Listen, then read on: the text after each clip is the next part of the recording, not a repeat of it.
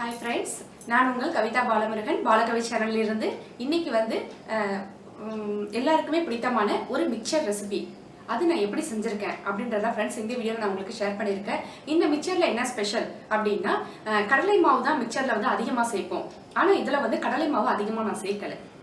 அப்படி என்ன அப்பனா அதிகமா சேர்த்திருக்கேன் அப்படின்றத மாவு அரைச்சி நான் மிக்சர் ரெடி பண்ணிருக்கேன். அந்த மாவு அரைக்கிறதுக்கு என்னென்ன பொருட்கள் சேர்த்தேன் அப்படின்றத இந்த வீடியோல நான் உங்களுக்கு முழு விளக்கங்களோட கொடுத்திருக்கேன். இந்த மிக்சர் நம்ம சாப்பிடும்போது கடலை மாவுல சாப்பிடும்போது சில மிக்சர் நெஞ்சை கரிக்கும், டைஜன் ஆகாது, இது கடலை மாவால இருக்கும். அப்படி அத மாதிரி பிரச்சனைகள் எதுவுமே இல்லாம இருக்கிறதுக்காக இந்த மெத்தட்ல எங்க பாட்டி அந்த காலத்துல செஞ்சிருக்காங்க. அதை நான் ஃபாலோ பண்ணி எங்க வீட்ல நான் செய்வேன். அதை தான் இந்த வீடியோல நான் உங்களுக்கு ஷேர் பண்ணிருக்கேன். இப்போ இந்த மிக்சர் ஃபர்ஸ்ட் இந்த மிக்சரை டேஸ்ட் பண்ணிடுவேன். டேஸ்ட் பண்ணிட்டு இந்த மிக்சரை நான் எப்படி செஞ்சிருக்கேன் அப்படின்றது ஃபுல்லா முழு விளக்கங்களோட வீடியோல நான் உங்களுக்கு கொடுத்திருக்கேன்.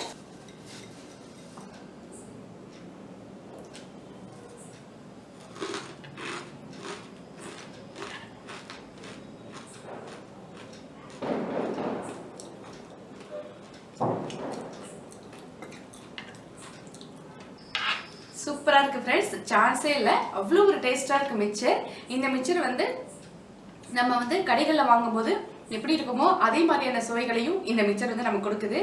நானே சொல்லிட்டு இருந்தா நல்லா இருக்காது. நீங்களும் செஞ்சு ட்ரை பண்ணி பார்த்துட்டு உங்களோட கமெண்ட்ஸ் ஃபீட்பேக்ஸை என்கிட்ட ஷேர் பண்ணீங்க ஃப்ரெண்ட்ஸ். மறக்காம இந்த வீடியோவை லைக் பண்ணீங்க, பாலகவி சேனலை சப்ஸ்கிரைப் பண்ணீங்க ஃப்ரெண்ட்ஸ். வாங்க இந்த வீடியோ நான் எப்படி ரெடி பண்ணிருக்கேன்னு பார்த்துட்டு இருந்தேன்ல. இதுக்கு நான் மாவு பச்சரிசி 1 கிலோ எடுத்துக்கிறேன். மாவு பச்சரிசி தான் இல்லை, ரேஷன் பச்சரிசி, சாப்பாடு பச்சரிசி எது வேணாலும் எடுத்துக்கலாம். ஆனால் நான் இன்றைக்கி மாவு பச்சரிசி குறைவான விலையில் கிடைக்கும். கடலை பருப்பு 1/2 கிலோ இன்றைக்கி நான் சேர்த்துக்கிறேன். பச்சரிசி, கடலை பருப்பு இது ரெண்டுத்தையும் நான் ரைஸ் மில்லில் கொடுத்து அரைச்சி எடுத்துகிட்டு வந்துக்கிறேன். இதை நல்லா நான் க்ளீன் பண்ணிக்கிட்டேன். இதை அப்படியே ரைஸ் மில்லில் அரைச்சா போதும், வறுத்து எடுக்கவோ வேறு எந்த பதமும் செய்ய வேண்டாம்.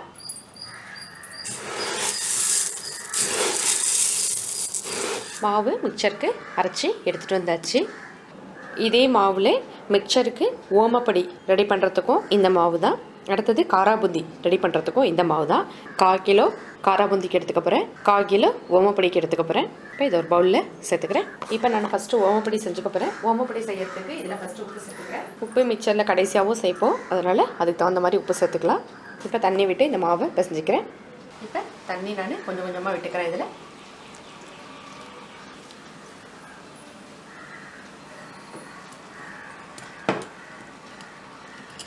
ஓமப்பொடிக்கு அப்படின்றதுனால நமக்கு மாவு நல்லா முறுக்கு மாவு பதத்துக்கு நல்லா பிணைஞ்சிக்கலாம்.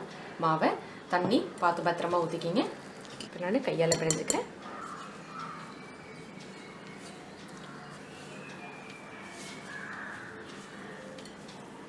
அவ்வளோதான், ஓமப்பொடிக்கு மாவு பிணைஞ்சாச்சு. இதை மாதிரி மாவோட பதம் இருக்கணும். இந்த மாதிரி உள்ள அச்சில் தான் இப்போ இன்றைக்கி நான் மாவை இதில் போட்டு ஓமப்பொடி ரெடி பண்ண போகிறேன். மாவு இதில் நான் சேர்த்துட்டேன். அடுப்பில் ஆயில் நான் ஹீட் பண்ணிக்கிறேன். ஆயில் நல்லா ஹீட் ஆகிடுச்சு. இப்போ நான் இதில் ஓமப்பொடி புழிஞ்சிக்கிறேன்.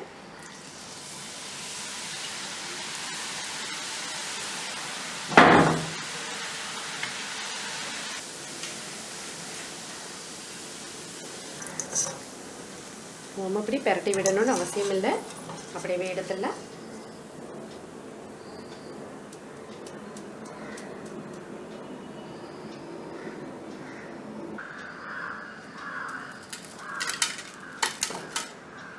அவ்வளோதான், 1/4 கிலோவுக்கு நமக்கு எவ்வளோ அளவுக்கு ஓமப்பொடி கிடச்சிருக்கு. இப்போ இதை எடுத்து ஓரமாக வச்சுட்டு இப்போ காராபூந்தி செய்யறதுக்கு இதில் நான் எடுத்துக்கிட்ட மாவில் கொஞ்சமாக உப்பு சேர்த்துக்கிறேன். மிக்சருக்கும் நம்ம உப்பு சேர்க்கறதுனால உப்போட அளவு பார்த்து சேர்த்துக்கணும். கொஞ்சமாக நான் பெருங்காயத்தூள் சேர்த்துக்கிறேன். இதில்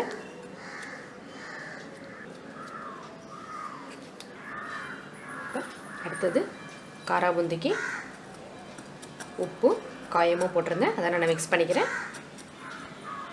காராபூந்தி நமக்கு நல்லா புஸ் புஸ்ன்னு கிடைக்கிறதுக்கு கொஞ்சமாக சமையல் சோடா, பிஞ்சளவு சமையல் சோடா நான் இதில் சேர்க்குறேன். இதை நான் மிக்ஸ் பண்ணிக்கிறேன்.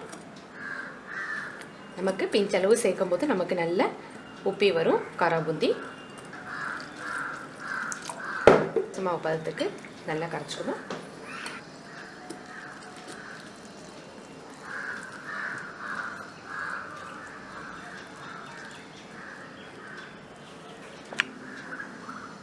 இதுதான் ஒரு தடவை நல்லா கையால் இப்படி எடுத்து பாருங்கள். இப்போ மாவு பதத்துக்கு நமக்கு கரெக்டாக மாவு வந்து ஊற்றுச்சுன்னா பூந்தி நல்லா நமக்கு புசு புசுன்னு கிடைக்கும். இப்போ காராம்பூந்திக்கு மாவு ரெடியாக இருக்குது. அடுப்பில் எண்ணெய் வச்சுட்டேன். இப்போ நான் இதை மாதிரி ஒரு கிண்ணம் எடுத்துக்கிறேன். இந்த கிண்ணம் எதுக்குன்னா, இந்த மாவை இப்படி ஒரே தடவையே மாவை அள்ளி டைரெக்டாக கரண்டியில் விட்டுடணும். சும்மா விட்டு விட்டு நம்ம தீத்திட்டு இருக்கக்கூடாது. மொத்தமாக ஊற்றிட்டோம்னா நமக்கு அழகாக விழும். வாங்க இப்போ இதை அடுப்பில் எண்ணெய் சட்டியில் கரண்டி வச்சு ஊற்றலாம். இப்போ ஆயில் ஹீட் ஆகிடுச்சு. இது வந்து பூந்தி தீத்துற கரண்டி. இந்த கரண்டியில் பூந்தி, காரா பூந்தி எல்லாத்துக்கும் நம்ம யூஸ் பண்ணிக்கலாம். ஆயில் நல்லா ஹீட் ஆகணும். நல்லா ஹீட் ஆகிடுச்சு பாருங்கள். இதை மாதிரி ஹீட் இருந்தால் தான் நமக்கு நல்லா காரா பூந்தி முறுமுறுப்பாக கிடைக்கும். மாவை இதில் சேர்த்துக்கிறேன்.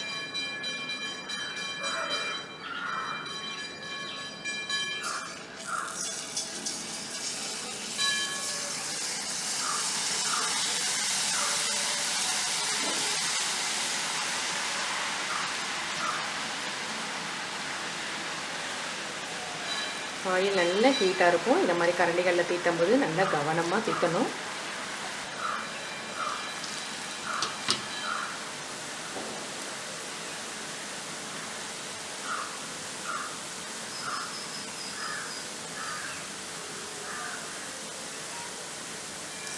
இந்த மாதிரி நம்ம மொத்தமாக போட்டால் தான் நமக்கு அப்படியே ஒரு தடவையும் கரண்டியால் முண்டு ஊற்றி செய்யறதுக்குள்ளே மேலே உள்ளது கீழே விழுந்துடும். அடுத்த கரண்டி எடுக்கிறதுக்குள்ளே நம்ம அடுப்பில் போட்டது வெந்து ரெடி ஆகிடும். அதனால் ஒரே நேரத்தில் எல்லாமே ஈவனாக முறுமுறுப்பாக வெந்து கிடைக்கணும் அப்படின்னா இதே மாதிரி ஒரு கிண்ணம் இல்லைன்னா நல்ல பெரிய கரண்டியாக எடுத்து ஒரே நேரத்தில் மாவை அந்த கரண்டியில் ஊற்றணும். நம்ம அதுக்காக தான் நான் ஒரே நேரத்தில் ஊற்றுற மாதிரி ஒரு கிண்ணமாக எடுத்துக்கிட்டேன். இது மிக்சர் அப்படின்றனால நமக்கு காரா பூந்தி நல்லா கரகரப்பாக ஆகிறதுக்கு நல்லா வேக விட்டுடணும்.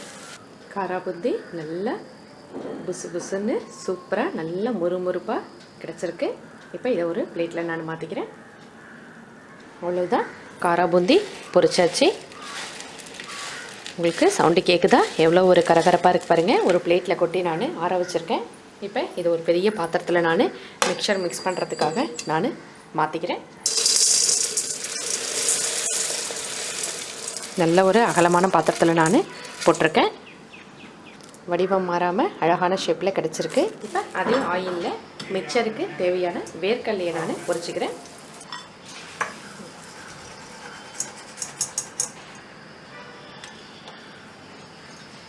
இது கரண்டியிலே வச்சு நம்ம வேர்க்கடலையை பொரிச்சிக்கலாம். அதில் போட்டுட்டோம்னா சீக்கிரம் நிறம் மாறிடும். கருவேப்பிலையை மட்டும் கொஞ்சம் வெடிக்கும் பார்த்து பத்திரமா போட்டுட்டு வெட்டகலையில்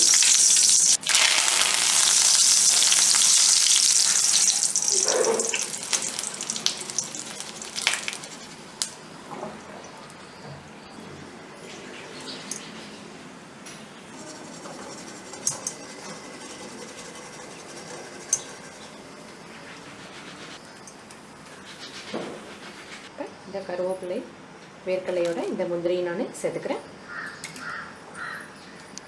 ஒரு குட்டி கடாயில் இந்த மிக்சருக்கு பொட்டுக்கடலை நான் கொஞ்சமாக வறுத்துக்கிறேன். பொட்டுக்கடலை நல்லா வறுபட்டுடுச்சு. இப்போ இதோட நான் இந்த மிக்சருக்காக கடையில் பொரி வாங்கியிருக்கேன். இந்த பொரியையும் நான் இந்த மிக்சரோட சேர்த்துக்கிறேன். சேர்த்து எல்லாத்தையும் நல்லா இதையும் இல்லாமல் மிக்ஸ் பண்ணிடுறேன். நான் பொரி வாங்கிக்கலாம். அப்படி இல்லைன்னா பொரியை வாங்கி லைட்டாக அடுப்பில் எண்ணெய் விட்டு பொரியை ஹீட் பண்ணி அதில் மஞ்சத்தூள் உப்பு சேர்த்துக்கலாம். இது அப்படியே கடைகளில் இந்த பொரி வந்து கிடைக்கும். நான் அதை அப்படியே மிக்சருக்கு சேர்த்துக்கிட்டேன். இப்போ மிக்சர் ஒன்றா மிக்ஸ் பண்ணலாம். இப்போ நான் ஃபஸ்ட்டு இந்த வேர்க்கடலை பொட்டுக்கடலை முந்திரியோட கலவையை நான் இதில் கலந்துக்கிறேன். காரா பூந்தியோட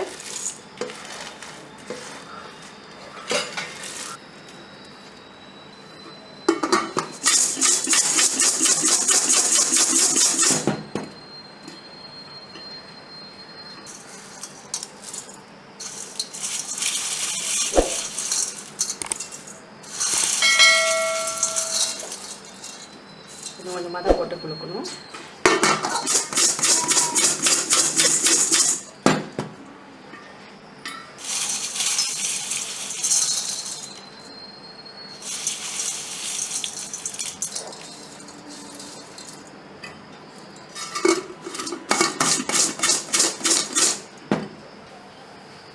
காரம் எவ்வளோ தேவையோ தகுந்த மாதிரி மிக்சரில் காரம் சேர்த்துக்கலாம். நான் ஒரு 1/4 டீஸ்பூன் தான் சேர்க்குறேன். பெருங்காயம், உப்பு ஏற்கனவே செய்யும்போது கொஞ்சம் சேர்த்துருக்கேன். இதுக்கப்புறம் தேவைப்பட்டதுன்னா போட்டுக்கலாம்.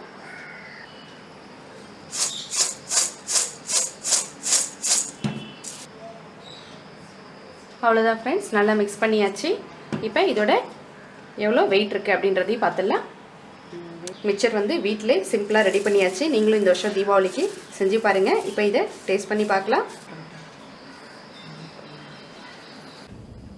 அவ்வளோதான் ஃப்ரெண்ட்ஸ், 1 கிலோ மிக்சர் வீட்டில் சூப்பராக சிம்பிளாக டேஸ்ட்டாக செஞ்சாச்சு. நீங்களும் செஞ்சு ட்ரை பண்ணி பாருங்கள் ஃப்ரெண்ட்ஸ். மறக்காமல் இந்த வீடியோவை லைக் பண்ணுங்க, உங்கள் ஃப்ரெண்ட்ஸுக்கு ஷேர் பண்ணுங்கள். நம்ம பாலகவி சேனலை சப்ஸ்கிரைப் பண்ணிங்க ஃப்ரெண்ட்ஸ். தேங்க்யூ ஃபார் வாட்சிங்.